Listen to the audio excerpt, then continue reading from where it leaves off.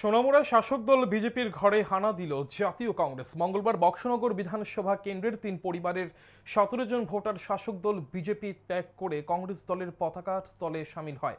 মঙ্গলবার সোনামুড়া জেলা কংগ্রেস ভবনে দল ত্যাগীদের হাতে কংগ্রেস দলের পতাকা তুলে দিয়ে দলে বরণ করে নেন জেলা কংগ্রেস সভাপতি দীপক চক্রবর্তী। এদিন বক্সনগর বিধানসভা কেন্দ্র থেকে যারা বিজেপি দল ছেড়ে কংগ্রেস দলে যোগদান করেছেন তারা হলেন টনি মগ, কবির হোসেন এবং ফারুক হোসেন সহ তাদের পরিবারের মোট 17 জন ভোটার।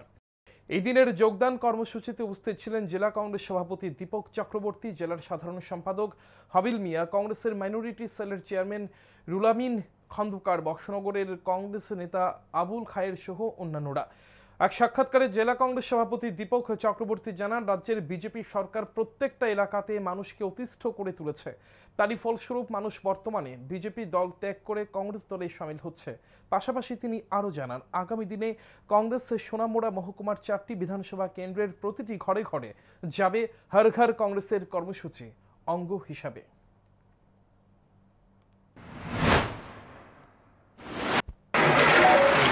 বক্সনগর বিধানসভা কেন্দ্রে 3 জন বিজেপির বিশিষ্ট নেতৃত্ব ভারতীয় জাতীয় কংগ্রেস দলের নীতি এবং আদর্শের প্রতি ওনারা আগ্রহান্বিত হয়ে বিজেপি দল ত্যাগ করে আজকে কংগ্রেস দলে জয়েন করেছেন।